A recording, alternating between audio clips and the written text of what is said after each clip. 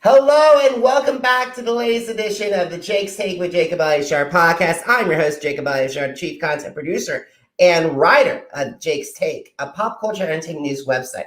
I'm very excited to see this guy. He is an actor and singer with 43.1 thousand Instagram followers. He's been seen in Gotham Late Night with Seth Meyers and Madam Secretary. And he's also starring in two projects that are on Hulu right now, Pledge and Trick. And he's also a Spotify verified recording artist. Please help me welcome actor and singer Aaron Dalla Villa. Woo! Happy to be here, man. Thanks for having me. It's so good to see you. And just to let you know, guys, that Aaron and I know each other through Junior Hollywood Radio Television Society, so we got to give them a shout out, the New York chapter. Yeah, HRTS, JHRTS. All righty, so let's get this show started. So when did you get interested in performing, and how did that passion evolve into the desire of pursuing a career in the entertainment industry? The bug got me in music first when I heard the middle school band performing a classical piece, some classical piece, and I said, whoa, what is that? I want to do that. I ran up to the orchestra director and I said, how can I be a part of this thing? And soon after I started the tenor saxophone, and it just went from there, crossing into dance. When my sisters were dancers, my mom was like, you do a little hip hop, you should check out the dance thing. So everything just kind of started swirling in. And what was the second half of that question? And how did that passion evolve into desire to pursue a career in the entertainment industry? When the more I did it, and then it came to that time when you leave the nest and go to college, I said, oh, wow, I was between, do I want to pursue political science or do I want to pursue a career in the arts? And I said, I want to do the arts. I'm going to go full in. And I had an opportunity to dance with a ballet company in Nashville, Tennessee. So that's when I moved out of the house and started dancing with a ballet company. Awesome. So when did you decide it was time to relocate from your home state, Virginia, and then dancing in Nashville to New York City?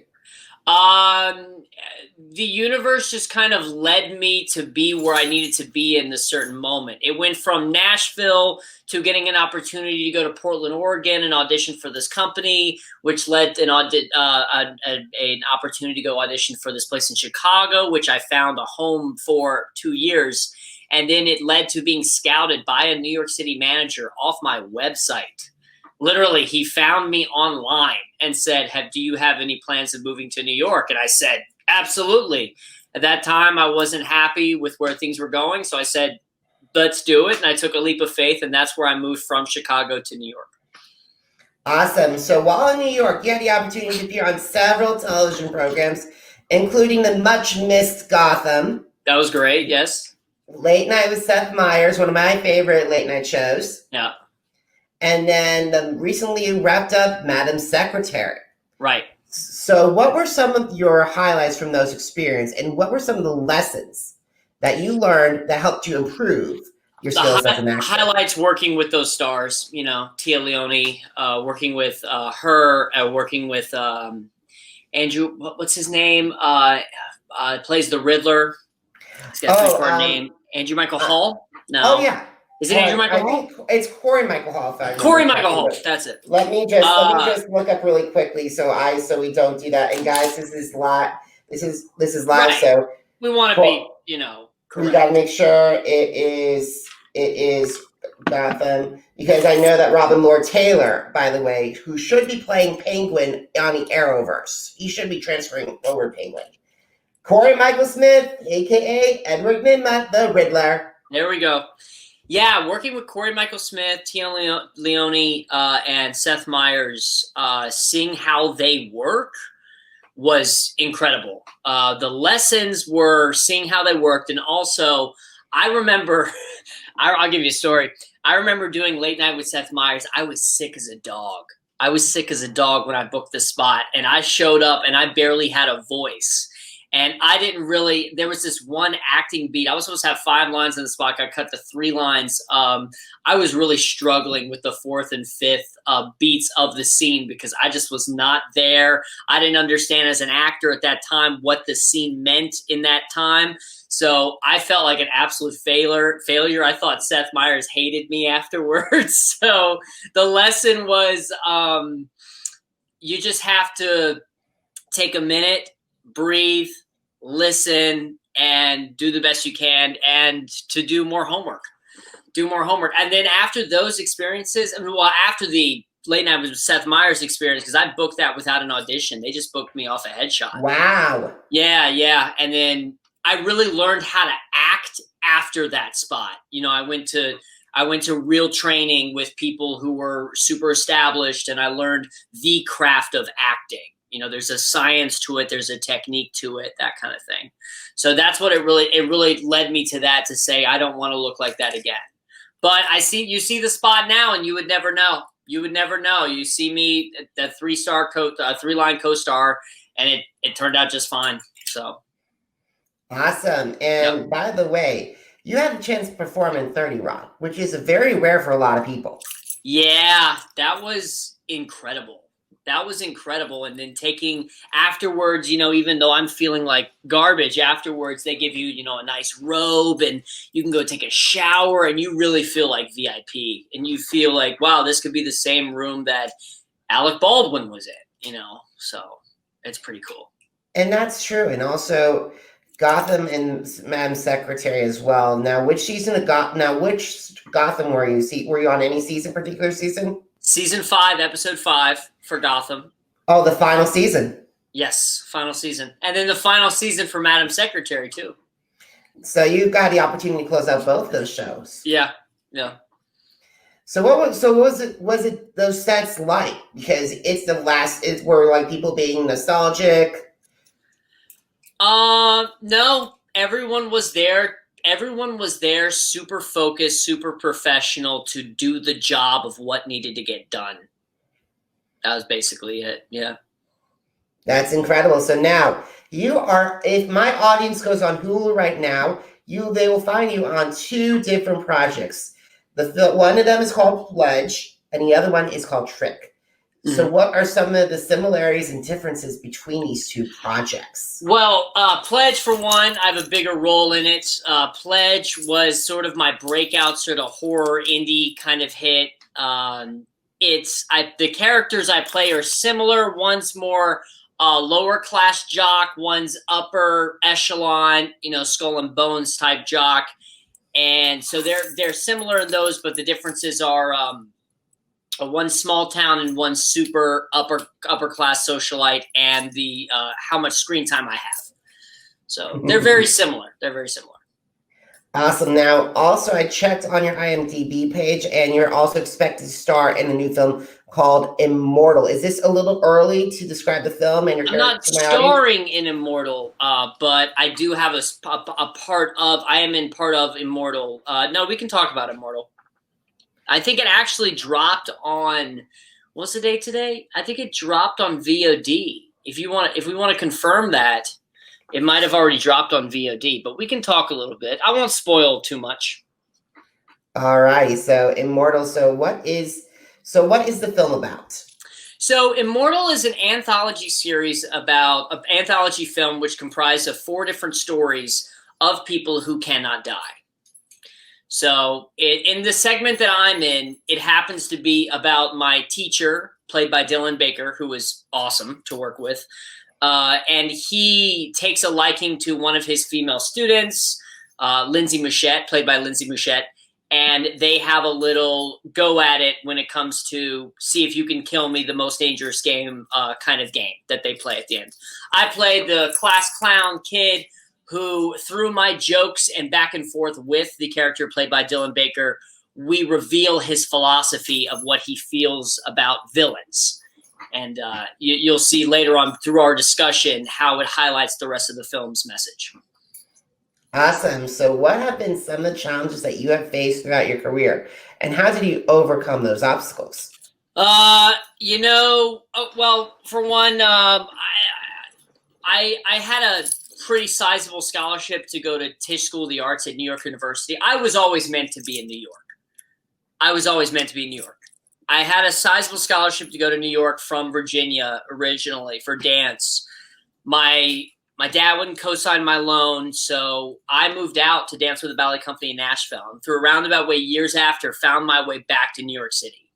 It's crazy. And then I was working with people who had studied at NYU, etc. So it all came full circle. So being financially independent when I was 18, I've worked every job you can think of, odd jobs, lived without heat, rode a bike everywhere, clean toilets, catering, bartending, whatever it is. Absolutely at points just struggling to survive.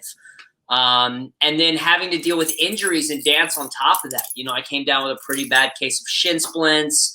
And that took me out for a second. And that's actually what led me into deciding to act more.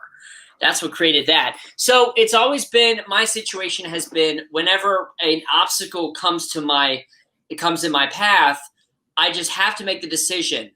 Do I stop or do I find a way to continue to move forward? And I've always just said, I have to continue to move forward somehow. No matter what comes my way, I'm going to move forward. And I'm glad that I did that, because who knew that this year a pandemic would hit us? So I found a way to move forward. And luckily I had gotten into voiceover before that. So that has been taking up most of my time in pandemic.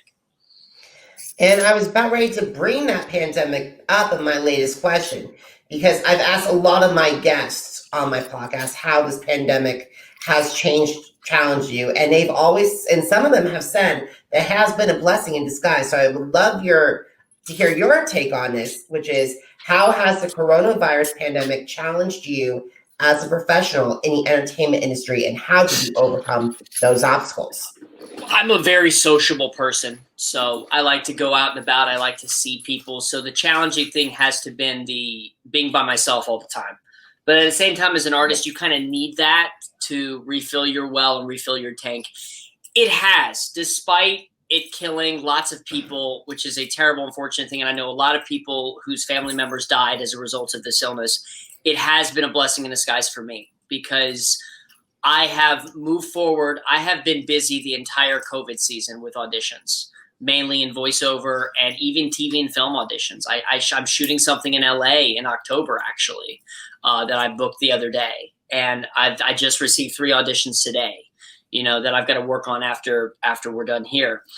It's also been a blessing in disguise for the films that I was attached to. My documentary, we actually shot during COVID a little bit, obviously wearing masks and social distancing, but we had to get it done. And now that filmmaker had time to get that project done. And then my 2 other feature films in post-production finally had time to get done.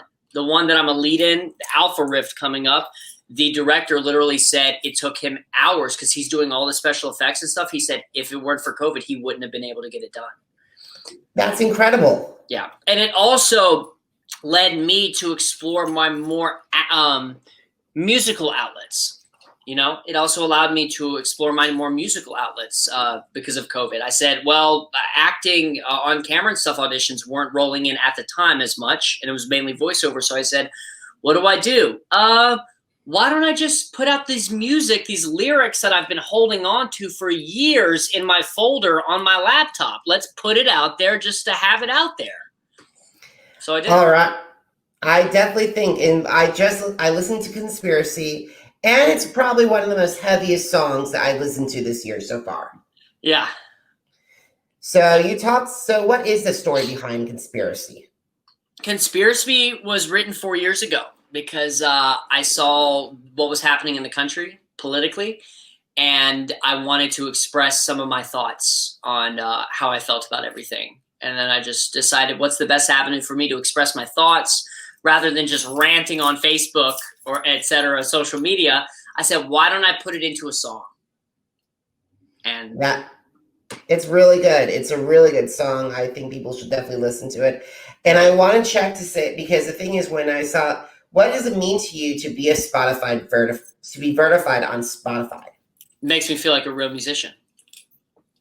It makes me feel legit, And that's why I'm fighting so hard to get verified on Instagram. My publicist and I'm so frustrated. I'm like, So we're gonna send more press to her person at Instagram at the end of this month when I can legally apply for verification again, because it's so annoying when you're so legit and you're not verified. That's what it makes you feel like. It makes you feel like you are legit. It drives me crazy as well that I can't get verified on Instagram or Twitter. It drives me absolutely nuts. It's crazy. And here's the thing is that you'll apply for verification on Instagram. They won't even tell you why you're being denied. They'll just say, please reapply in 30 days. They won't even tell you why. And that's what's frustrating. I totally agree, because with your audience size, you dwarf mine, and that should be easy for you.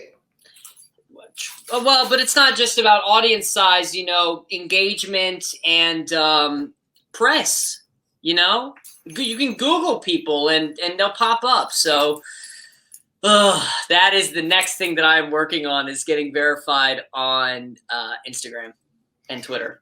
And I hope that I will have my fingers. I'm crossing my fingers for you, Aaron. Crossing my fingers for you. Thank you. You as well. You as well. Thank you so much. I really appreciate it. So I want to get back to Demon Killer. Cool. Because your music, it's another single you drop. And when I listen to it, there are certain parts of that reminded me of Without Me from Eminem. Yes. He's one of the major influences behind the song.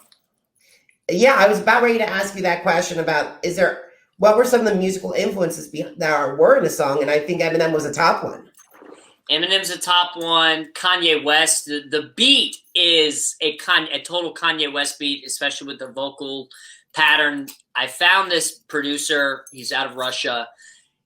I heard this song and I said, I need this beat. I want this beat, because I knew that there were things in my catalog that would fit this beat.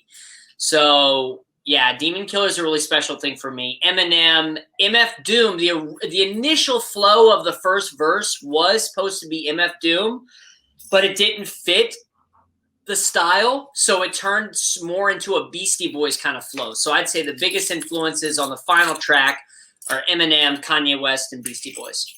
Now, which Kanye West? Because Kanye has gone on so many different transformations. There's the Sunday Service Kanye, there's also the classic Kanye, which is Graduation, and then My Twisted Dark Killer Fantasy Kanye. 100%. I grew up dancing in my room to 808s and Heartbreak. That one just got me through high school, I'd say. That one, and in my adult life, My Beautiful Dark Twisted Fantasy. Those are my two favorite albums from Kanye. I gotta say, and then Jesus Walks, the song Jesus Walks. I gotta say, I love Gold Digger. I wish it kind of got right. And I love and I also gotta say, one of my favorites is All the Lights, because of the Elton John piano, the John Legend piano, the Alicia Keys piano, and then you have Rihanna. Yes. Or was that Fergie? I'm a little confused by that. But at the same time, also, that's when they did Monster with Jay-Z, and then when Nicki Minaj did that amazing solo. Destroyed it. That was the solo that catapulted her to the top. Literally, she destroys both of them. She destroys Jay-Z and Kanye on the track, and they know it, too. And not to mention, imagine a couple years later, then Adele shows up and also destroys it on Late Late Late Show. The rap? Yeah, Adele and James Corden actually did the song, and I actually have Adele seen that. I have not seen that. It's one of James Corden's most viewed YouTube videos, or carpool karaoke's. Wow. Is with Adele. Wow. So, all right, so we got to talk about social media. So what are some of your favorite social media platforms, and why do they stand out? I'm just going to be super honest with you. I kind of hate social media. A lot of people do. I kind of hate social media, man. It's not real. It's not real. It's the platforms that I have found. I'm doing this thing now called Live at 5 with my audience, which is on Saturdays and Sundays at 5 p.m. Eastern Standard Time, that people can tune in and ask me questions in chat. And sometimes we get really deep and vulnerable, and people ask me really deep questions. And I've had people tell me, hey, you really helped me. You helped me through a dark time with that. That's when social media is worth it for me. when I can actually help people. Because the more I do this, you're in this acting business and it's like, oh, what are some of your goals? I want the Oscar and I want the house and I want the car and the whatever stuff. What is all that worth? What does all that matter? And most of the time on social media, all I see are half-naked pictures and people gloating about what stuff they have in life, and how cool or whatever they are. What does all that matter? Can we do something that actually impacts, that actually helps people via social media platforms? I agree completely. This is definitely, there's been some times I've seen a lot of people I follow. It's either they're raining money or they're doing lots of TikTok and Gucci, or they're also even flexing their muscles. And I literally, and sometimes, don't get me wrong, I'll post a shirtless photo or something because I know it'll get likes and whatever and stuff, but that's not all I am. I am not just a body. Listen, anyone can have a hot body. You just got to go to the gym. You got to worship the gym, whatever stuff, but that's not what life is about.